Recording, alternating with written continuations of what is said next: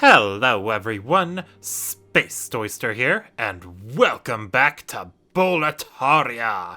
In the last part, we took care of the first part of the fourth world, the Shrine of Storms, and defeated the Demon Adjudicator. We also got some neat stuff from there, and yeah, everything should be good.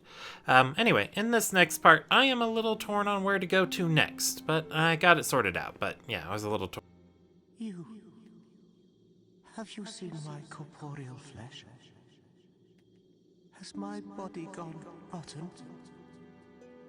No, I haven't seen it anywhere. If I knew where it was at, I would tell you, but maybe you should go out and find it. Anyway, I decided that my next stop is going to be World 2. Let's see, behind the Archstone of the Burrow King, we're going to Stonefang Tunnel. City of the Burrowers, keepers of the huge tunnels. Most of the stubborn excavators who supported the soldiers of Boletaria had their souls taken. Lacking their own will, they mindlessly continue working. Alright, here we are in the Stonefang Tunnel, or the entrance to it. I mentioned it was supposed to be a town. Ooh, Crystal Lizard. But, it doesn't really look like a town. It just looks like it's shaped like a mine. It kind of has me wondered if the people who live here are brainwashed into constantly working. Well, anyway, well, I guess one reason I should go over the reason why I decided to go with Stonefang Tunnel next. This is definitely another good area to go through or go to as quickly as possible, because this is where you get a majority of your upgrade stuffs. Hello there, souls. Souls. I trade fine goods for souls. And as should be obvious by now, each world has a merchant, and the filthy man here is the main... Our little town. Well, it's a nice wee place. All those lizard-eyed townsfolk are busy tinkering with stone. And don't bother with old men like myself. Makes life rather easy for me. I can get away with anything. Thank you, Lord, for this golden opportunity. Gasp! He is a public nudist! Oof, but yeah, he sells some basic upgrade stuffs, which is nice. You want to play? Well, you've got to pay. Don't you agree? Well, I already paid for it. I bought this game. But anyway, yeah, so this is the main place to go for upgrade, or for stuff that is related to upgrading your weapons. So, so it's definitely a good idea to get the first part of the Stonefang Tunnel done sooner rather than later, so that way you can have everything sorted out.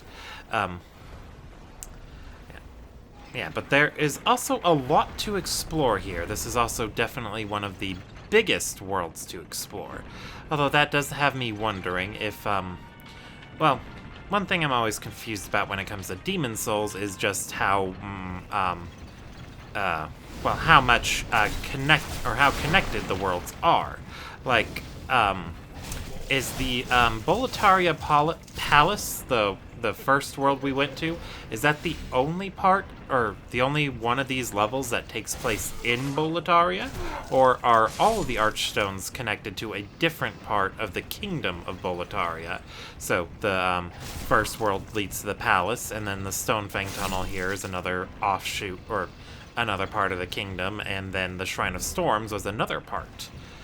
I'm not 100% sure if it's all Boletaria or just the first one. Ooh. Yeah, I hate going up there, but it was probably difficult to see, or nearly impossible, I should say.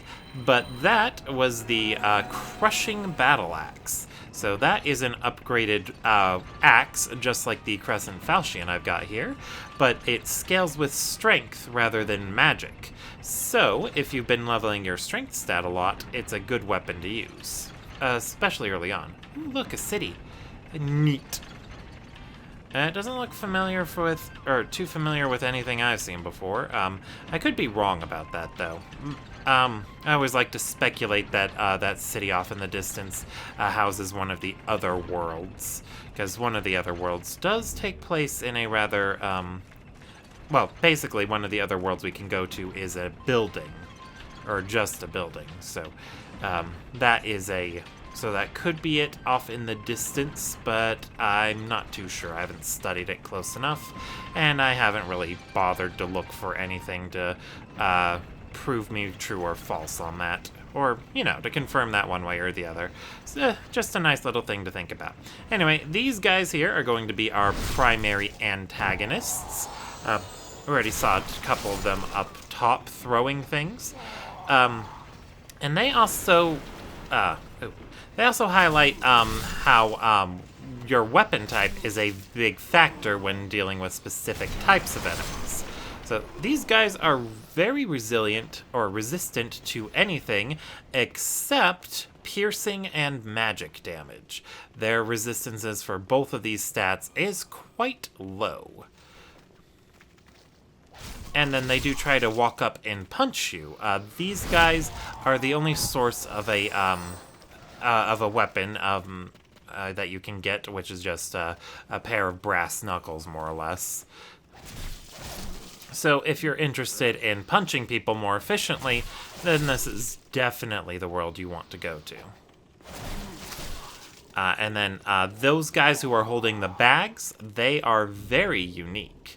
I believe they only spawn once per game. I want to say it's once per game, but like the crystal lizards, they drop upgrade materials. Unlike the crystal lizards, they drop a whole bunch. And yeah, that's why I like to shoot out that thingy, because dogs. I believe they just got stuck on each other, otherwise they probably would have aggroed onto me a lot sooner. You know, and this is a weird thing to notice, but the compound shortbow, it whistles every time I fire it. It's very neat. Alright, but yeah, so the guys with the bags, they will have a lot of upgrade materials. And then as for these specific upgrade materials that you'll find here in Stonefang, you'll mostly find the basic ones, which are those shards of hardstone and sharpstone. Those are used for basic enhancements, or at least I think they both are. Ow. At least I think both are. At the very least, I know hardstone is used to upgrade weapons, mainly bows, I suppose. It's the only weapon I've upgraded that needed hardstone. But, so this is basically the place to go when you want to get started on upgrading a weapon. One of the upgrade materials you might have... or not upgrade materials. Well, yeah, I guess an upgrade material is the right word.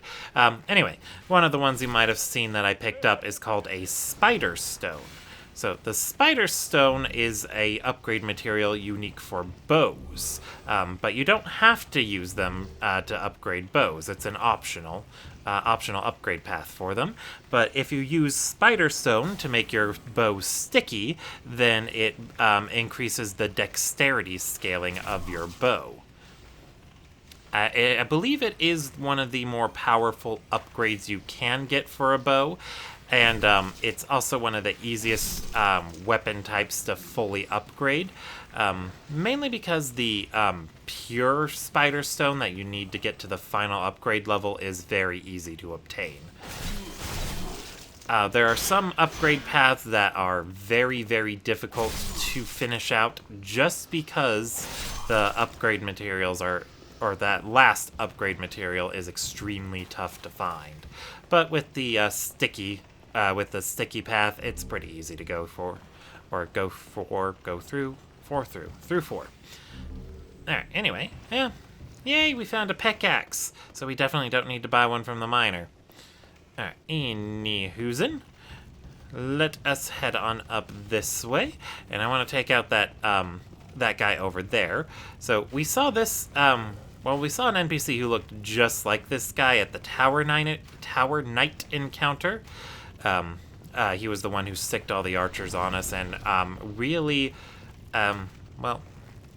I don't know if he overestimated us or underestimated us, given how large that force was. But considering we won, I guess that means he underestimated us. Anyway, but their official name is Fat Official.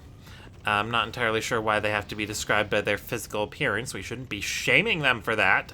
Or I guess we should. I don't know. Nah, we probably shouldn't. Or maybe we should, since they're evil. But anyway, that is their official name, Fat Officials, and they're essentially the spokespeople for the demons. So they're the main reason that Boletaria, or specifically the King Allant of Boletaria, decided to start working with the demons and going for the soul arts and all that. They convinced him to do it, and they're basically the whole reason that everything has gone to shit in Boletaria. So, yay! Now, why did it lock onto that guy? I wasn't even looking at him. Ugh. But yeah, you shouldn't have any trouble getting through this area since these enemies are so slow. Just make sure you bring a weapon that can deal magic damage or piercing damage. Either way is good. Anyway, so we're gonna work our way around here. I could have dropped down on the other side, but I wanted to get all of them.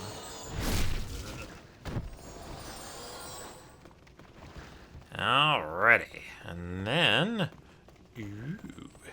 got a bunch of guys here too. I am gonna totally take you down, and you. Yay, more stuff, and you. Alright, and let's see. Oh, look, more guys on the right. Let's deal with them first. Okay. Yeah, I do feel kind of bad for killing these guys since they're technically just mindless, but they drop things and I want them. Anyway, this phantom here is very unique. You'll notice it has been popping up and pulling the lever. This is a developer phantom, so it's not an actual player, but it's a phantom the developers programmed to be in the game at all times. So if you play offline, you're going to notice it there. As for why they decided to put a developer phantom there rather than any of the other millions of other places they could have put it is beyond me. At this point, people should know how to use levers. We've seen levers like that before. But I guess they wanted it to draw attention to it since that one is kind of in a shady corner. Hang on. Ooh, a summon sign. So this is someone who is looking to do jolly cooperation.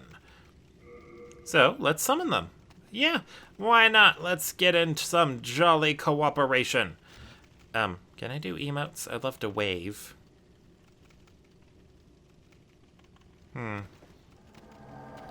There we go. It takes a bit for it to work. Last time I tried to summon someone, it didn't work out. Anyway, this guy has a pretty neat setup by the looks of it. He's wearing the Adjudicator shield, and that looks like a crushing battle axe. Well, just a battle axe. It doesn't necessarily have to be crushing. And I like his armor set. I wonder what he's wearing. Wait, are you AFK? I think he's AFK. Alright, well, let's keep going, and if he wants to join us, he can. I do believe he does have the ability to just leave if I accidentally summoned him when he was trying to join someone else's world. I do believe that is an option phantoms have. I think that's what the white ice stone that the Maiden in Black gave us does. But, if not, I think to send him home, I would have to use it, or he can just go kill himself, because there isn't much of a penalty for you dying if you've been summoned to another world. You don't lose anything, but the person who summoned you, they don't get too much out of it, because I guess they essentially made everything tougher on themselves since now they don't have the extra assistance. And I do believe the enemies, at least the bosses, I do believe they will start to deal more damage and such to compensate for there being another player. Anyway, he started moving, so hopefully he'll catch up to us soon. I kind of don't want to go through the thingamadoodad until he's here, just in case there's trouble. Oh, no, there he is. Okay, yeah, let's just go. Let us just go. Alright, so now our enemy type has kind of shifted. Fire lizards! These guys are going to start showing up more frequently, and they are a bit of a nuisance. You're probably going to just take a little bit of damage if you fight them in melee range, but fighting them in not melee range is always annoying. Alright, let's see, what do we got over here? We got nothing over here. Alright, yeah, looks like he's definitely going to be helpful. Wait, did he switch to a mace? Why does he have a mace equipped? And oh my gosh, he is, teleporting a little bit. I think my connection is shit, because he is lagging. Bet I'm lagging on his screen. I forgot to ask that, but yeah, lots and lots of lag. Not very much fun. And I was kind of hoping it would show player names instead of, I think that might be their username. Don't quote me on that, and don't harass the guy. Like, I don't think I would need to say that, but generally just don't harass people you don't know online. That's, like, really rude. But, anyway, if you're ever having trouble in a Souls game, summoning can always make things easier for you, but when you're available to summon, or when you open up the option to summon, that also makes things a lot more dangerous, because you also open yourself up to PvP, so I can get invaded. In fact, I'm kind of surprised I haven't gotten invaded yet. I've gone through, what, 3 worlds at this point, and still no invasions? Ugh. But with a co-op partner, things are very easy to do here. And I guess I should mention that spear he's using. I recognize it, and the fact that he is using it is a real Richard relocator. Well, it would be if I got invaded. That is the scraping spear that you can make using Phalanx's soul. So the scraping spear is a unique weapon that can damage the durability of all the gear that your opponent is wearing. So yeah, it's a real Richard relocator for that reason. All right. Anyway, over here we have a shortcut. Turning that on allows us to go back to the start, or from the start we can come back up here.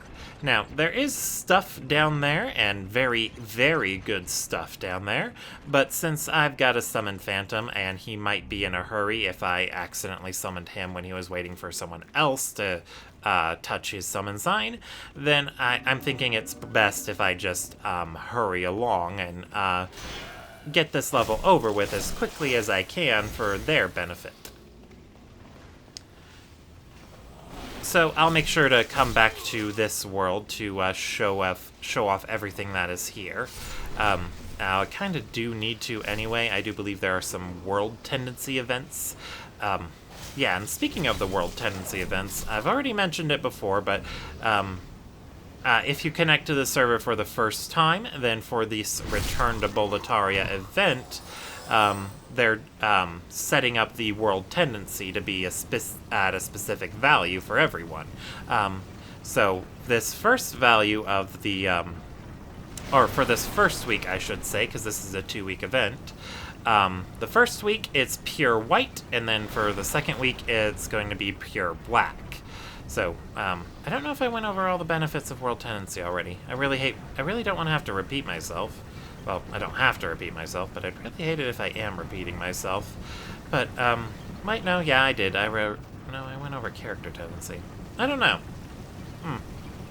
Well, just in case I didn't, world tendency has a general effect on your overall world. Oh yeah, I did go over it. So at pure white, enemies will generally drop more healing items, and they'll also be weaker, offensively and defensively. And at pure black, they drop their regular items that they drop much more regularly. So they're so if you're looking to farm, then you want to shift your tendency to black. Oh, I think I dropped off too quickly there. But let's help this guy out. Ow! That hurt. Alright. And then also with pure white and pure black, sometimes there are other special events that happen. It depends on which part of the level you're in and which world, obviously. I don't think there's anything special that happens here in pure white, this first part of Stonefang, I should say. But at pure black, there is a special enemy that can show up.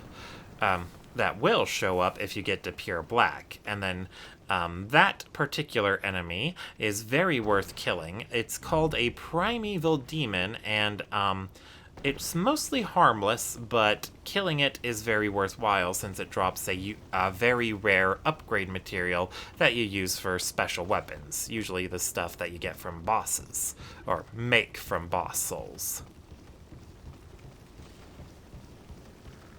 So, knowing where primeval demons can spawn is very, very useful, especially since the upgrade material that they drop, the colorless demon soul, that is exceptionally rare. Ew, these things are very fluid in a weird sort of way. Alright, let's heal on up. Yeah, if you really want to make things easier on yourself, then basically pack the heal miracle and a crescent weapon to regenerate your mana, and you are golden. Especially since your MP will likely regenerate before you need to cast heal again. And if you need to heal more, immediately, then you have grass. And having grass is always good.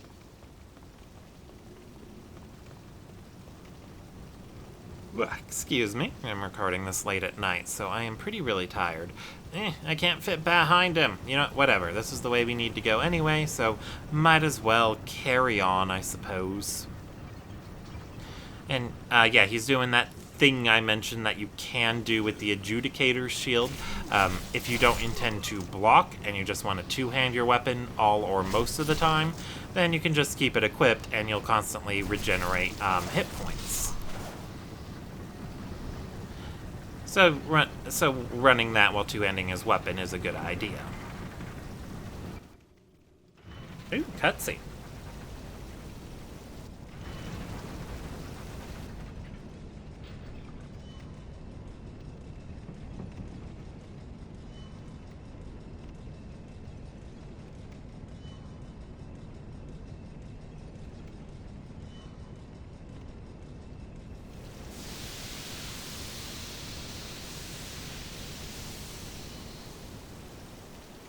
Oh yeah, I didn't show off the lava pit.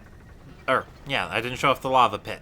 I should have showed off the lava pit before we turned it off, but whatever. Anyway, to get to where the lava pit is at, we gotta backtrack once again.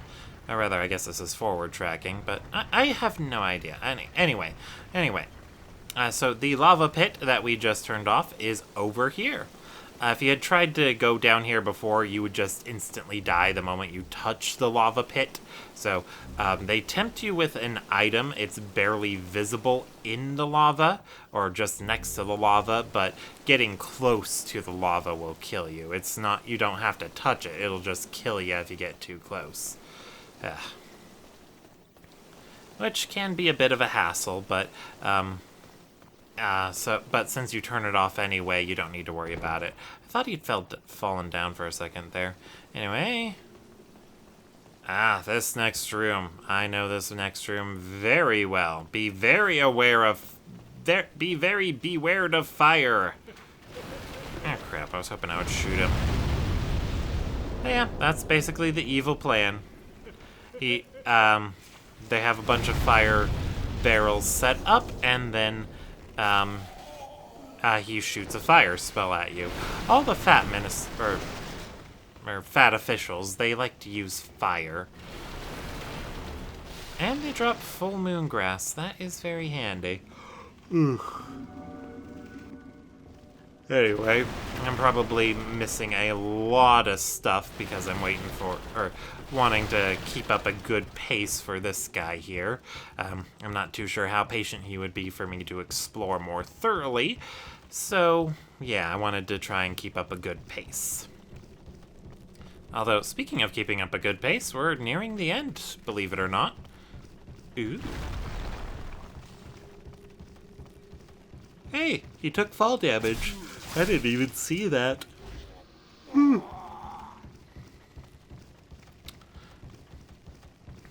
But, yeah, so this level actually ended up being a lot shorter than I thought it would be. It always feels like Stonefang is extremely long, but I guess I'm always just imagining the second level. But honestly, the second level at every world is pretty long now that I think about it. Not just here in Stonefang.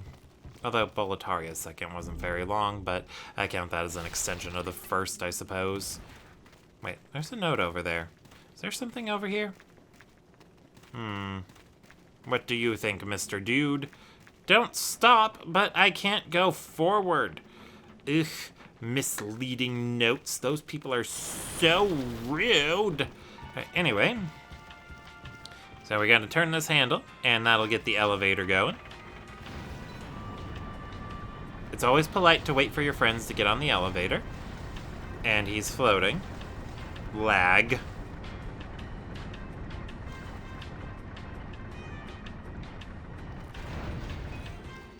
Right. Oh, so many spider webs. Wait, why are there so many spider webs? Are there spiders here? Because I don't like spiders. Well, I guess Spiderstone had to get its name from somewhere. Yeah, and unfortunately I don't think there are any illusionary walls, or at the very least I don't think there are any outside of Shrine of Storms like I mentioned before. And he changed his shield. Oh my gosh, it's a giant spider! So yeah, the armor spider here, this boss is really interesting in that for some odd reason it is very fiery, because you know, when you think of spiders you think fire. So in that boss corridor, he will shoot a lot of fire at you and try to web you up, so that way you can't, move as quickly. And then, the staying in that boss corridor is usually the safest way to deal with the armor spider, because if you get close, oh crap, oh crap. Run away, run away, run away! Ow! Yeah, he'll do that. Otherwise, if you just stay back here, then you can easily hide from the fireballs. If you stay close enough to one of the corpses on the side of the thing, then he can't actually hit you. Wait, he seriously survived that? Holy crap! But fighting this armor spider in melee range, I'm not too sure how you dodge its attacks. I guess you just have to... Oh wow, it elevated me. But yeah, I'm not sure how you would dodge its attacks, but if you're able to deal as much damage as my Phantom was doing, then there's no need to worry about that. Anyway, yeah, we get to, when you do co-op with someone, you get to give them a rating, and if that description is anything to go by, they get extra souls based on how well you rate them. Or maybe they get a bigger share of the souls. I'm not too sure. I don't really co-op that often. I should probably do it more often. But I can't put down a summon sign while I'm in human form. But yeah, and then beating that armored spider, that is where you get the pure spider stone. So since you have to beat the armored spider, the pure spider stone is impossible to miss. Anyway, that was a bit short, but I'll call that here. Thank you all for watching, and I will see you all next time.